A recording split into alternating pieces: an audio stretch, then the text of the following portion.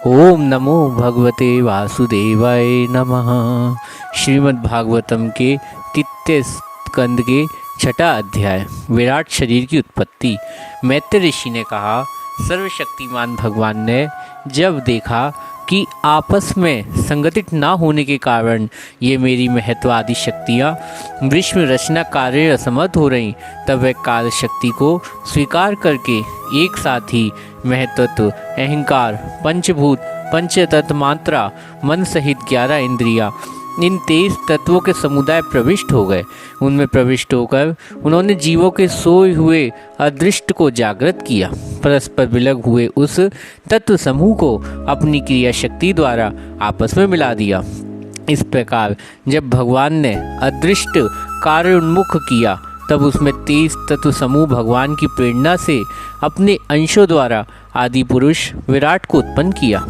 अर्थात जब भगवान ने अंश रूप से अपने उस शरीर में प्रवेश किया, तब विश्व रचना करने वाले महतत्व आदि समुदाय एक दूसरे से मिलकर परिणाम के प्राप्त हुआ। यह तत्व को परिणाम ही विराट पुरुष है, जिसमें चराचर जगत विद्यमान। जल के भीतर जो अंड रूप आश्रय स्थान था, उसमें वह हिरण्यमय विराट पुरुष संपूर्ण जीवों के साथ लेकर 1000 दिव्य वर्षों तक रहा। यह विश्व रचना करने वाले तत्वों का गर्व, कार्य तथा ज्ञान, क्रिया, आत्मशक्ति संपन्न था। इन शक्तियों से उसने स्वयं अपने क्रमश एक हृदय रूप, 10 प्राण रूप और 3 आध्यात्मिक, अधिदैविक, अधिभौतिक विभाग किए। यह विराट पुरुष ही प्रथम जीव होने के कारण, समस्त जीवों का आत्मा जीव रूप होने के कारण, परमात्मा और अंश प्रथम अभिव्यक्त होने के कारण भगवान का आदि अवतार, ये संपूर्ण भूत समुदाय इसमें प्रकाशित होते। ये अध्यात्म, अधिभूत, अधिदेव रूप से 3 प्रकार का प्राण रूप, 10 प्रकार हृदय रूप प्रकार एका है। फिर विश्व की रचना करने वाले महत्वादी अधिपति श्री भगवान ने उनकी प्रार्थना स्मरण कर उनकी वृत्ति जगाने के लिए अपने चेतन रूप तेज से उस विराट पुरुष को प्रकाशित किया, उसे जगाया। उससे जागृत होते ही देवताओं के लिए कितने स्थान प्रकट हुए, ये मैं बताता हूँ, सुनो। विराट पुरुष पहले मुख से प्रकट हुआ, उसमें लोकपाल, अग्नि, अंश, वग इंद्रियां समेत प्रविष्ट हो गया, जिसमें जीव बोलता। फिर विराट पुरुष के तालु उत्पन्न हुआ, उसमें लोकपाल वरुण अपने अंश रस इंद्रिय सहित स्थित हुआ, जिससे जीव रस ग्रहण करता। इसके पश्चात उस विराट पुरुष नथुने प्रकट हुए, उसमें दोनों अश्वनी कुमार अपने अंश ग्रहण इंद्रिय सहित प्रविष्ट हुए, जिसमें जीव गंध ग्रहण करता। इसी प्रकार उस विराट देह के आंखें प्रकट हुई, तब उनसे अपने अंश नेत्रेंद्रिय सहित लोकपति सूर्य ने प्रवेश किया, जिस नेत्रेंद्रिय पुरुष को विविध रूपों में ज्ञान होता है। फिर उस विराट विग्रह त्वचा उत्पन्न हुई, उसमें अपने अंश तग इंद्रिय सहित वायु स्थित हुआ, जिससे तत्व इंद्रिय जीव स्पष्ट अनुभव करता।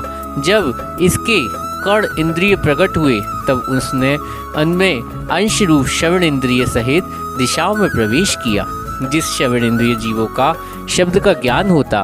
फिर विराट शरीर चरम उत्पन्न हुआ, उनमें अपने अंश रोमों सहित औषधियाँ स्थित हुई, जिनमें रोम से जीव खुजली आदि अनुभव करता। उससे उसके लिंग उत्पन्न हुआ। अपने इस आश्रय प्रजापति ने अपने अंश वीर के सहित प्रवेश किया, जिससे जीव आनंद का अनुभव करता है।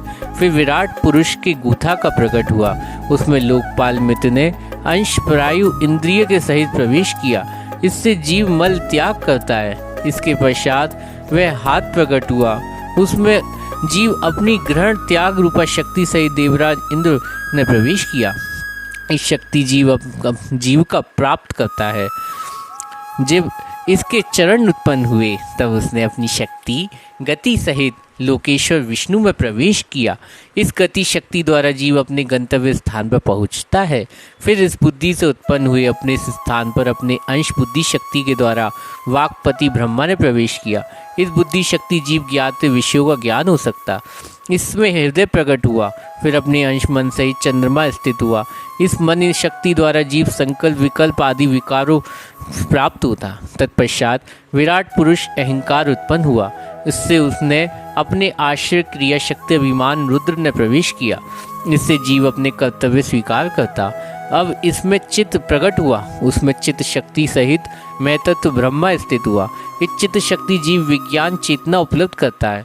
इस विराट पुरुष सिर से स्वर्गलोक, पैरों से पृथ्वी और नाभि से अंतरिक्ष आकाश उत्पन्न हुआ। इनमें क्रमश सत्व रज तम इन 3 गुण परिणाम रूप देवता मनुष्य प्रेत आदि देखे जाते हैं। इनमें देवता लोग सत्व गुण की अधिकता कारण, स्वर्गलोक में मनुष्य मन के उपयोग गौ आदि जीव रजोगुण की प्रधानता के कारण, पृथ्वी तथा तमोगुणी स्वभाव वाले होने रुद्र पार्षदगण भूत प्रेत आदि दोनों के बीच स्थित भगवान की नाभि स्थानीय अंतरिक्ष लोक में रहते हैं। विदुर जी, वेद और ब्राह्मण भगवान की मुख से प्रकट हुए।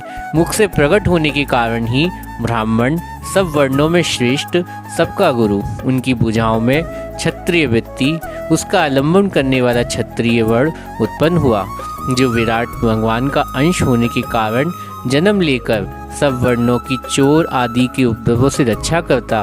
भगवान की दोनों जांघों से सब लोगों का निर्वाह करने वाले वैश्य वृत्ति उत्पन्न हुई और उनसे वैश्य वर्ण का प्रादुर्भाव हुआ। ये वर्ण अपनी वृत्ति से सब जीवों की जीविका चलाता। फिर सब धर्मों की सिद्धि के लिए भगवान के चरणों से सेवा वृत्ति प्रकट हुई।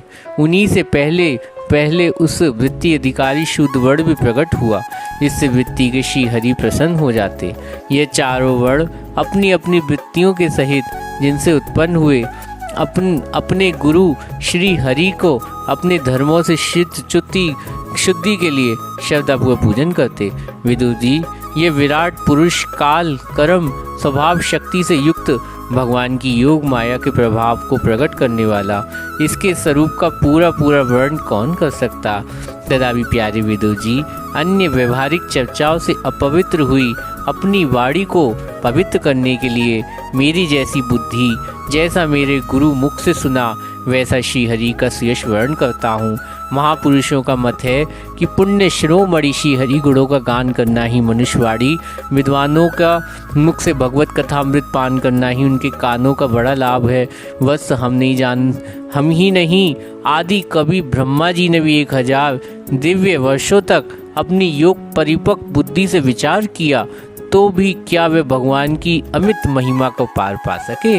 अतः भगवान की माया बड़े बड़े मायावियों को भी मोहित कर देने वाली, उसकी चक्कर में डालने वाली अनंत है।